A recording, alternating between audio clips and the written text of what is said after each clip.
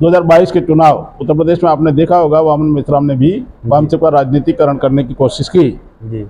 कि राहुल गांधी को प्रधानमंत्री बनाएंगे, प्रियंका को मुख्यमंत्री बनाएंगे, इसके लिए पूरे बामसेप की ताकत लगाएंगे। जी। और अभी भी 2024 के चुनाव के लिए भी पिछलगू की तरह आप जिस समाज को पढ़ा लिखा कह रहे हैं, वास्तव में वो पढ़ा लिखा नहीं, लिखा पढ़ा समाज है।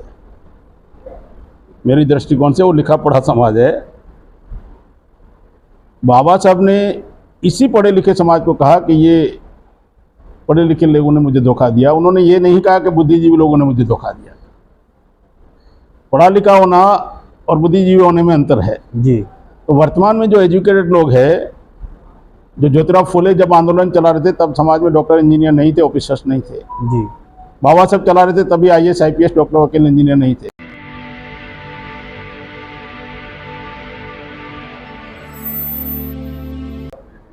जय भीम, मैं मेवालाल और आप देख रहे हैं बहुजन समय। साथियों, आज अंबेडकर भवन में BL मातंग जी का प्रोग्राम है जो बामसेप चला रहे हैं। उनसे बामसेप के बारे में और देश में जो हालात हैं उनसे कुछ चर्चा करूंगा। सर, पहले आपको जय भीम। जय भीम। सर, ये जो बामसेप आपका ये चल रहा है, आप हमको ये समझाएं कि ये बामसेप कौन सा बामसेप है। मानव काशीराम जब बामसेप बनाए तो उसमें वामन मेश्राम थे, आप थे, ये अलगाव कैसे हुआ उसके बारे में थोड़ा बताएं सर। बामसेप 3 लोगों ने बनाया, मान्यवर DK खापर्डे साहब, मान्यवर कांशीराम साहब और मान्यवर दीना भाना जी। जो ऑर्गेनाइजेशन बना था ये एम्प्लॉई को कैडर बनाकर कैडर बेस्ड ऑर्गेनाइजेशन बनाने का तरीका था। कांशीराम साहब जैसे उसका विज़न पॉलिटिकल की ओर गए तो उन्होंने बामसेप को तोड़ दिया कि मैं अभी, क्योंकि बामसेप नॉन पॉलिटिकल है, नॉन एजुकेशनल है, नॉन रिलीजियस है, बायोलॉजी में ही है जी। कर्मचारी राजनीति कर नहीं सकते। राजनीति करने जाएंगे तो सर्विस रूल्स कंडक्ट से परेशानी हो जाएगी। तो जब जब बामसेप का राजनीतिकरण किया गया तब ये टकराव हुआ। पिछले 2022 के चुनाव उत्तर प्रदेश में आपने देखा होगा, वामन मेश्राम ने भी बामसेप का राजनीतिकरण करने की कोशिश की जी। कि राहुल गांधी को प्रधानमंत्री बनाएंगे, प्रियंका को मुख्यमंत्री बनाएंगे, इसके लिए पूरे बामसेप की ताकत लगाएंगे। जी। और अभी भी 2024 के चुनाव के लिए भी पिछलगू की तरह कार्य चल रहा है। जी। तो बामसेप जिस सिद्धांतों से बना था उस सिद्धांतों से जब टकराव होता है तब जो कैडर सिद्धांत और विचारधारा के आधार पर तैयार किया गया है वो अपने सिद्धांतों के लिए ऑर्गेनाइजेशन को प्रोटेक्ट करने के लिए निर्णय बनाता है। और 5 अप्रैल 2022 को वामन मेश्राम को जनरल बॉडी ने निष्कासित कर दिया। वर्तमान में राष्ट्रीय अध्यक्ष है कमलाकांत काले, जो महाराष्ट्र से बिलोंग करते हैं, जी। वो बामसेप का नेतृत्व कर रहे हैं। वामन मेश्राम भारत मुक्ति मोर्चा का नेतृत्व कर रहे हैं, बहुजन क्रांति मोर्चा का नेतृत्व कर रहे हैं। जी। जी सर, अभी मैं तजिंदर झल्ली अभी यहीं अंबेडकर भवन से उनका इंटरव्यू लिया था, तो मैं उनसे पूछा कि सर आप बताएं कि ओरिजिनल बामसेप कौन है। कहें कि ओरिजिनल बामसेप तो डॉक्यूमेंट मेरे पास है, ये जो वामन मेश्राम है वो तो नहीं हो सकते, हमारे डॉक्यूमेंट तो हमारे पास। हमारे जो समाज है उसको कंफ्यूज हो रहा है सर, समाज कौन ओरिजिनल बामसेप है, असली बामसेप है, उसको बारे में थोड़ा बताएं आप। बामसेप का अपना कोई अपना मिशन नहीं है, ना ही बामसेप का खुद अपना उद्देश्य है। महापुरुषों के उद्देश्य, विचारधारा और सिद्धांतों को समाज में प्रस्तापित करने का कार्य करना ये बामसेप का मुख्य उद्देश्य है। अब वो समाज में मुख्य उद्देश्य लेकर बड़ी मात्रा में कौन समाज को तैयार कर रहा है। जल्ली साहब, तेजेंद्र सिंह जल्ली साहब 91 में अलग हुए, 32 साल हो गए, 32 राज्य में पहुँच नहीं पाए अभी तक। जी। जब 32 साल कम नहीं होता है। जी। जी। तो केवल कहना कि ओरिजिनल, हमारे पास सारे लोग यही कह रहे हैं। जी। जी। हम लोग पिछले साल से स्टैंड लिया तो 20 राज्यों में राज्य अधिवेशन हुआ, अभी 24 राज्य में राज्य अधिवेशन हो रहा है। जी। तो समाज में जो रिकॉग्नाइज होगा जी वही ओरिजिनल है। जी। जी। समाज जिसको रिकॉग्नाइज करेगा जी वही ओरिजिनल है। डॉक्यूमेंट तो बाबा साहब का, अम्बेडकर का भी आपको मालूम है, समता दल सैनिक का कुछ लोग चला रहे हैं। जी। जी। चल का रहा है। जी। अच्छा। आपकी नोटिस में होगा ना। जी। बहुत मजहब भी बाबा साहब की उन्होंने स्थापना की थी। जी। समता दल सैनिक ने स्थापना की थी, शेड्यूल कास्ट फेडरेशन की स्थापना की थी। जी। बहुत सारे लोग वो बोलते ये ओरिजिनल बाबा साहब का है, लेकिन चला कहाँ पा रहे हो। तो ये समाज में विचारधारा को जितना प्रस्तावित करेंगे, सिद्धांतों को प्रस्तावित करेंगे, उतना ही समाज तैयार होगा। यही मुख्य उद्देश्य है वामसिप। अच्छा सर, आज जो प्रोग्राम हो रहा है, ये प्रोग्राम होने का मकसद क्या है आज का? आज का ये दिल्ली में जो कार्यक्रम हो रहा है अम्बेडकर भवन में, ये वामसिप का राज्य अधिवेशन है जी। हर साल वामसिप राज्य अधिवेशन करता है। हाँ। राज्यों की समीक्षा होती है, कहाँ पिछले साल हम कहाँ थे, इस साल हम कहाँ हैं, और पूरे भारत में ये चल रहा है। अभी हमारे राज्य अधिवेशन हो चुके हैं करीबन, पंजाब में हो चुका है, महाराष्ट्र में हो चुका है, उत्तर प्रदेश में हो चुका है, इसके बाद बंगाल में हो चुका है, बिहार में हो चुका है, अलग अलग जगह पर, छत्तीसगढ़ में हो चुका है। 12 से 13 राज्य अधिवेशन हो चुके हैं। अभी और 8 से 10 राज्य अधिवेशन बाकी है, जिसमें हिमाचल है, चंडीगढ़ है, उत्तराखंड है, जिसमें मध्य प्रदेश है जी, जिसमें साउथ के है, आंध्र प्रदेश है, तेलंगाना है, गोवा है, उसी तरह झारखंड है जी। तो ये राज्य अधिवेशन का सिलसिला एक साल भर आप जो काम कर रहे हो उसमें आपका अचीवमेंट कितना है, और राज्य अधिवेशन सफल होने के बाद राष्ट्रीय अधिवेशन में मोबिलाइजेशन करने के लिए राज्य अधिवेशन की पूर्व तैयारी चलती है। उसके तहत आज दिल्ली का राज्य अधिवेशन अम्बेडकर भवन दिल्ली में हो रहा है जी।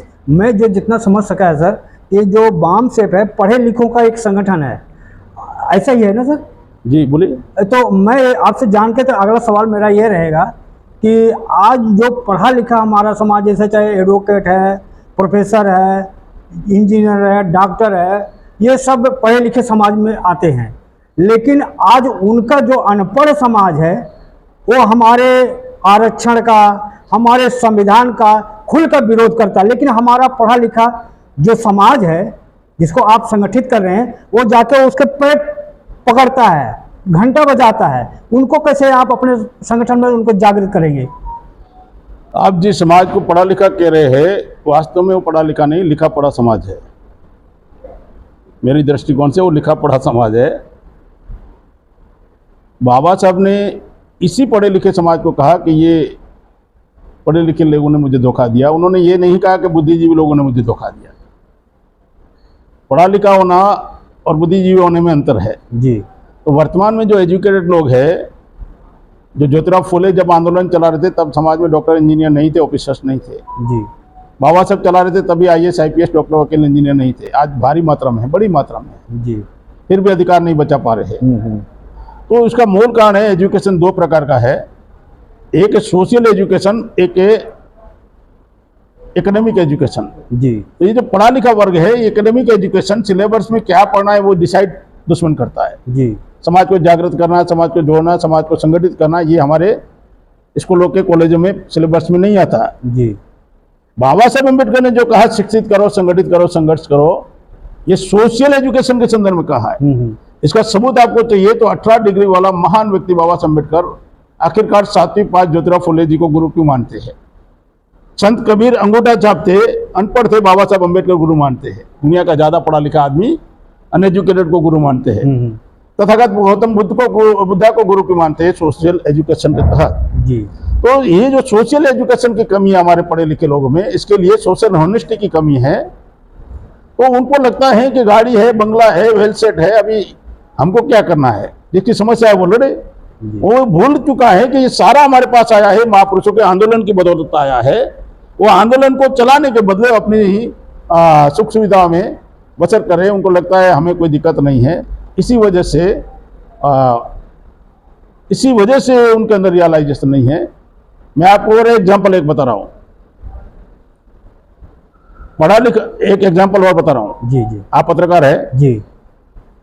दुनिया का मौलिक सिद्धांत है पहले ड्यूटी बाद में राइट्स। बेरो साहब, आप सर्विस करते पहले सैलरी मिलती है या पहले ड्यूटी करनी पड़ती है?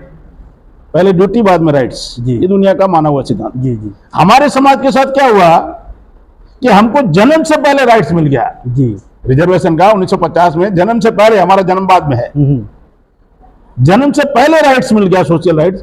अब सोशल ड्यूटी भी है, ये भी एहसास हमारे पढ़े लिखे लोगों को नहीं है। इसी वजह से आज सारा सामाजिक अधिकार, संवैधानिक अधिकार समाप्त हो रहा है जी। और उसको हम पढ़े लिखे वर्ग को यही तो रियलाइजेशन निर्माण करें। बाबा साहब एहसास पैदा करना चाहते थे, कांशीराम साहब ने पैदा किया बैक टू सोसाइटी। और ये पढ़ा लिखा वर्ग अगर ईमानदारी से काम नहीं करता तो आज बामसेफ यहाँ तक थोड़ी होता है।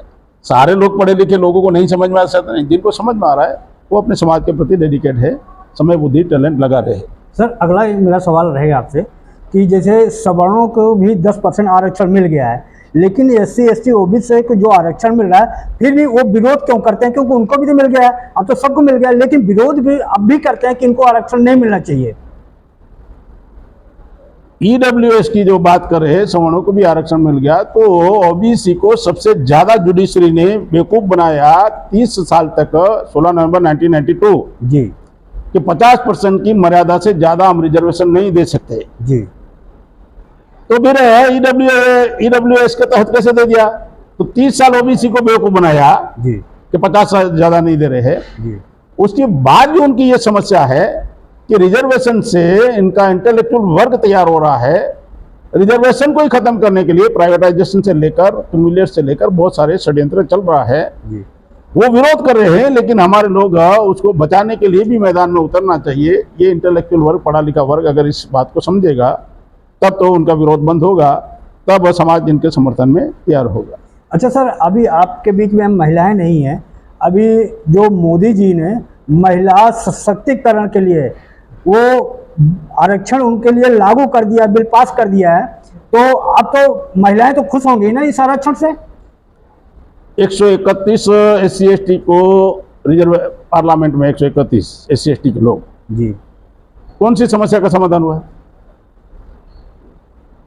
वो मोदी जी ने, बीजेपी ने, RSS ने ये एजेंडा जो पारित किया है वो 33.5% का मतलब होता है 181 सीटें सिक्योर करना चाहते हैं जी। पार्लियामेंट के अंदर 181 सीटें, 181 सीटें सिक्योर करना चाहते हैं जनरल कैटेगरी के लिए, ताकि SC ST का तो पहले ही है, तो उसमें OBC को देना नहीं चाहते। OBC SC ST OBC महिला को देना नहीं चाहते। अगर देंगे तब भी पार्टी हाईकमान डिसाइड करेगी किसको टिकट देना, ये हाईकमान डिसाइड करती है जी। वो अपने आप डिसाइड नहीं करता। तो हाईकमान के जैसे आज हमारे एजेंट बन गए हैं, दलाल भड़वे बन गए हैं टिकट के लिए, जितना भी सत्यानाश होता है, तो टिकट के लिए कल महिलाओं का शोषण नहीं होगा ऐसी कोई गारंटी है टिकट की लालच के लिए? तो ये बिल महिलाओं के विरोध में है। एक्चुअली चाहिए 33.5% महिलाओं का जो रिजर्वेशन का कॉन्सेप्ट है उसमें सेपरेट इलेक्टोरेट होना चाहिए। महिलाओं को वोट देने, जहां महिला चुनाव लड़ती है वहां वोट देने का अधिकार भी महिला को ही होना चाहिए, टिकट के लिए मोहताज नहीं होना चाहिए, ताकि वो महिलाओं की आवाज उठाएगी। अन्यथा पार्टी की बंधुआ मजदूर के अलावा कुछ होना धोना नहीं है। सर उधर भी पुनः पे लागू हो जाएगा। जी, मेरा ये कहने का मतलब है, हम ये भी कह सकते हैं कि मोदी 2024 में महिलाओं को वोट लेने के लिए ये आरक्षण, ये बिल दिया है, अभी लागू नहीं करेंगे। ये तो उन्होंने खुद ही बता दिया है, ये तो 34 में जाकर लागू करेंगे। जी जी। तो कहने का मतलब उनको टारगेट को वोट लेना है, वोट लेना है, लेकिन महिलाओं को, महिला इससे खुश हो जाएगी कि हमको मिल गया। हाँ। तो मिलने के बाद भी कुछ होने वाला नहीं है, ये कहना है। अच्छा सर, लास्ट मेरे आप एक सवाल रहेगा, अभी 2 अक्टूबर आने वाला है, आज परसों है, तो गांधी जी और डॉक्टर अंबेडकर एक दूसरे के पूरक हैं, तो आप 2 अक्टूबर से गांधी जी की जयंती से आपको क्या सीख मिलती है? बाबा साहब के से संघर्ष से क्या सीख मिलती है सर? नहीं तो आपको किसने कह दिया कि डॉक्टर अंबेडकर और गांधी जी एक दूसरे के पूरक है? क्योंकि किसने कहा? क्योंकि एक दूसरे के गांधी जी वर्ण व्यवस्था के कट्टर समर्थक थे। जी, गांधी जी वर्ण व्यवस्था के कट्टर समर्थक थे, जिस वर्ण व्यवस्था ने हमें इंसान से बदतर, जानवर से बदतर हमारी स्थिति की, एजुकेशन से लेकर हमारा सारे अधिकार समाप्त किया वर्ण व्यवस्था के तहत। गांधी वर्ण व्यवस्था के कट्टर समर्थक है और गांधी हिंदुत्व के भी कट्टर समर्थक है। जब बाबा साहब अम्बेडकर को 4 अधिकार प्राप्त हुए और अनशन के लिए जब बैठे, तो गांधी जी ने पटाभी सीतारमैया को लेटर लिखा कि अंबेडकर को जो कम्युनल अवार्ड के तहत पारित हुआ, ये पॉइजन वाला इंजेक्शन है, इससे हिंदुत्व खत्म हो जाएगा। ये मैं नहीं कह रहा हूं, पटाभी सीतारमैया ने कांग्रेस का इतिहास लिखा है, उसमें ये लेटर छपा हुआ है जी, कि इनको अधिकार नहीं मिलना चाहिए, इससे हिंदुत्व खत्म हो जाएगा। तो बाबा साहब अम्बेडकर कहते हैं 27 फरवरी 1952 को कि हिंदू धर्म ही नहीं है, राजनीति है, केवल षड्यंत्र है। तो आपका ये गलत फहमी है। दोनों पूरक थे। अगर पूरक होते तो बाबा साहब को गांधी जी के कहने से, कांग्रेस के कहने से पटेल ये न कहते कि बाबा साहब के लिए दरवाजे नहीं, खिड़कियां भी बंद है, खिड़कियां भी बंद है। तो वो तो चाहते ही नहीं थे, चाहते ही नहीं थे कि हमें अधिकार मिले। पुनापेक में उन्होंने कहा अछूतों को अधिकार, उन्होंने कहा मुसलमानों को अधिकार मिलेगा, क्रिश्चियनों को अधिकार मिलेगा, मुझे मंजूर है, लेकिन अछूतों को अधिकार मिलेगा मुझे बिल्कुल मंजूर नहीं है। मुझे गुलामी मंजूर है, लेकिन अछूतों को अधिकार देने का मुझे मंजूर नहीं है। बाबा साहब तो जीवन भर अधिकार के संघर्ष लड़े। तो आप गलतफहमी, पत्रकार होने के बाद भी गलतफहमी के शिकार है कि दोनों एक दूसरे के पूरक थे। अच्छा सर, एक चीज बताओ, अभी जो मोबाइल में आ रहा है मैसेज, मोदी जी बार बार ये कर रहे हैं कि सफाई पे ज्यादा ध्यान दीजिए, लेकिन वो पढ़ाई पे ध्यान नहीं दे रहे हैं कि पढ़ाई पे ज्यादा ध्यान दे। इस पर आपको क्या कहना है? आप उन लोगों से उम्मीद करते हैं जो हजारों साल से हम लोगों को पढ़ने लिखने से वंचित किया। मोदी का अपना एजेंडा नहीं है, आरएसएस का एजेंडा पर मोदी काम कर रहा है। मोदी का अपना एजेंडा नहीं है एजुकेशन खत्म करने का, एजुकेशन का प्राइवेटाइजेशन करने का। कल तक मजदूर माँ बाप ने बच्चे को डॉक्टर इंजीनियर बनाया था, अभी बनाना है तो 1 करोड़ चाहिए, कहाँ से लाएंगे? सोशल सारा ट्रिपल पी के नाम पे पब्लिक प्राइवेट पार्टनरशिप के तहत 15 लाख सरकारी स्कूलें उद्योगपति को दे रहे हैं। तो उनका तो कार्यक्रम ही है एजुकेशन खत्म करने का। और आप उम्मीद करते हो कि मोदी एजुकेशन के लिए, पढ़ाई के लिए क्यों नहीं बोल रहा है? तो वो अपने मालिक की बात करेगा या आपकी बात करेगा? तो आरएसएस का एजेंडा, आरएसएस ने उसको प्रधानमंत्री बनाया है, वो आरएसएस का एजेंडा पर काम कर रहा है। तो ऐसा वो है, ये काम करेगा, लोगों को लोकप्रिय काम हो कि देखो इतना तो कर रहा है और क्या चाहिए। तो ये बेवकूफ़ बनाने का एक जरिया है, माध्यम है, वोट लेने का एक माध्यम है। अच्छा सर, लास्ट में आप एक अपील जनता से कर दीजिए कि आपको संगठित जो मनवादी व्यवस्था है, पाखंड और जो हमारे समाज को अशिक्षा बनाने के लिए, वो कैसे जागृत बने और कैसे अपना अधिकार लें? 2024 के चुनाव से पहले हम लोग प्लान बना रहे, 15,000 कार्यक्रम लेंगे। बाबा साहब अम्बेडकर ने जो स्टेटमेंट दिया था 1 जुलाई 1954 कि समाज की दिशा भूल करने वाले नेताओं पर कड़ी नजर रखो। समाज की दिशा भूल करने वाले नेताओं पर, वो जाति के नाम पर आपका वोट ले लेंगे, वो आपको जाति के नाम से वोट लेंगे, वो प्रोपोगंडा करके वोट लेंगे, वो लालच में वोट लेंगे, सारा का सारा वो हिंदू मुसलमान के नाम पर वोट लेंगे, भिड़ा कर वोट लेंगे। तो ये मैं अपील करना चाहूँगा कि जो बाबा साहब अम्बेडकर को मानने वाले हैं उनको ये अभियान चलाना चाहिए। हमारे समाज में नेतागिरी करने वाले जितने भी है, पॉलिटिकल लीडर से लेकर, अधिकार समाप्त हो रहा है और वो नेतागिरी कर रहे, उनको सार्वजनिक मंचों पर सवाल पूछना शुरू करना चाहिए। तो संविधान खत्म हो रहा है, आपने क्या किया? एजुकेशन खत्म हो रहा है, आपने क्या किया? आरक्षण खत्म हो रहा है, आपने क्या किया? सार्वजनिक मंचों पर सवाल पूछने का अभियान, 15,000 कार्यक्रम शुरू करे। हमारे एमएलए एमपी को जब तक ये टेंशन नहीं आएगा कि समाज को पता है समाज कहाँ पूछ रहा है, तो ये अभियान चलाना चाहिए, तभी उनके ऊपर जवाबदेही लागू होगी, तब कुछ हो सकता है। सर आपको बहुत बहुत धन्यवाद सर, आपने हमारे प्रश्नों को उत्तर दिया। आपका भी धन्यवाद, आपने समय निकाला इंटरव्यू लेने के लिए, धन्यवाद। सर ये थे बीएल महात्म जी, इनके विचारों से आप कितना सहमत हैं? अगर आप इनके विचारों से सहमत हैं तो कमेंट बॉक्स में जरूर कमेंट करें, और अगर हमारे काम से आप संतुष्ट हैं तो हमारे चैनल को सब्सक्राइब करें, लाइक करें, कमेंट करें और ज्वाइन भी करें। आपका सहयोग, आपका प्रेम हमारे लिए बहुत जरूरी है। धन्यवाद। जय भीम, जय भारत। मेवालाल, बहुजन समाज, दिल्ली।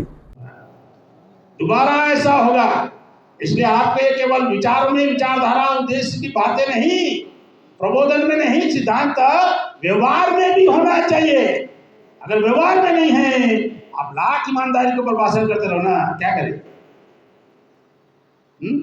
बुद्धिमत्ता का पर्याय, ईमानदारी का पर्याय बुद्धिमत्ता नहीं हो सकती। ईमानदारी का पर्याय बुद्धिमत्ता हो नहीं सकती। इसीलिए वामसिक को, प्रत्येक कार्यकर्ता को ये याद रखना चाहिए, उद्देश्य, विचारधारा, सिद्धांत समाज में प्रस्तावित करना हमारा मकसद है। किसी व्यक्ति विशेष को प्रस्तावित करने के लिए वामसिक बना नहीं है। और अगर ये काम को हम इंटेलेक्चुअल करते हैं तो निश्चित तौर पर आज की डेट में बता देता हूं, हो जाएगा,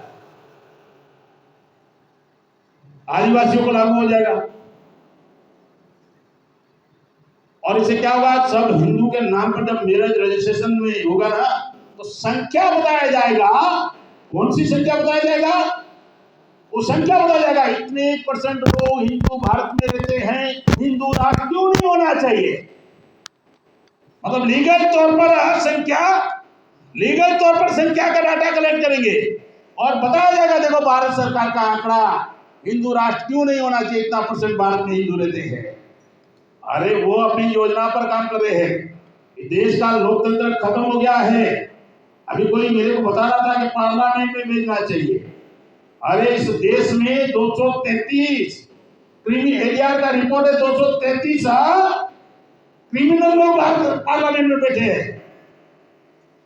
543 में से 233 अपराधी किस्म के लोग पार्लियामेंट के अंदर बैठे हुए हैं। 475 MP करोड़पति है। 2019 का आंकड़ा बता रहा हूं, भारत के अंदर पार्लियामेंट में जो सांसद है 475 MP करोड़पति है, और इधर 80 करोड़ लोगों को 5 किलो चावल में लाइन में लगा के रखा है। भारतीय लोकतंत्र चुनाव में डिपॉजिट बनने लायक है क्या? 80 करोड़ डिपॉजिट बनने लायक है क्या? अब करोड़पति बोले तो 1 करोड़ नहीं, कई करोड़ उनके पास होगा। कौन सा ईमानदार आदमी चुनाव जीतकर उधर जाएगा? और उसमें भी अभी इस चुनाव में दावे के साथ कहता हूं, इस चुनाव में 25 नवंबर से 25 फरवरी पूरे भारत के 4 लाख मंदिरों के महंत हिंदू राम मंदिर के लिए गांव सजाने का, 4 लाख गांव सजाने का अभियान चला रहा है। हिंदू का माहौल बनाया जाएगा, हिंदू राष्ट्र, हिंदुत्व के नाम पर राम मंदिर का 4 लाख गांव को सजाने का योजना चल रही है। उन मंदिरों के खर्चे पर ये चल रहा है। पूरे देश में हिंदुत्व का माहौल बनाया जाएगा, और उसमें शामिल कौन होंगे? हमारे लोग। खुशियां कौन मनाएंगे? हमारे लोग। हमको उलझाने का तंत्र उन लोगों ने बना रखा है। ये सब्जेक्ट को समझना है तो SC Act OBC को उनके षड्यंत्र से बाहर निकालने के लिए ये जागृति का सब्जेक्ट है। ये डिमांड का सब्जेक्ट नहीं है, ये मांगने का सब्जेक्ट नहीं है कि हमारे पर जुल्म मत करो। हमें मालूम है वो ये जागृति का सब्जेक्ट है। जितनी जागृति आएगी उतना ही दुश्मन के चक्रव्यूह से हमारे लोग अलग होंगे, और जितना दुश्मन की ताकत कमजोर होगी इतना आप के ऊपर अत्याचार कम होगा। ताकत और बनाओगे अत्याचार ज्यादा होगा। ताकत कम होगी दुश्मन की तो अत्याचार भी कम होगा। जितना ताकतवर बनते गए हैं इतना जुल्म बढ़ता गया। जितना ताकतवर बनते गए इतना जुल्म बढ़ता गया है। साथियों, तो ये हिंदू राष्ट्र बनाने का कार्यक्रम है। UGC यूनिफॉर्म सिविल कोड का सारे अधिकार समाप्त करने के कार्यक्रम है। इसके साथ सब्जेक्ट के ऊपर जो विषय रखा है, बांधसिप अपने आप में मिशन नहीं है, बांधसिप का मिशन है महापुरुषों का अधूरा काम। बांधसिप चलाना हमारा मकसद नहीं है, मकसद के लिए बांधसिप चलाना है। मकसद के लिए बांधसिप चलाना है। इस समाज में विचारधारा प्रस्तावित करने के लिए बांधसिप चलाना है।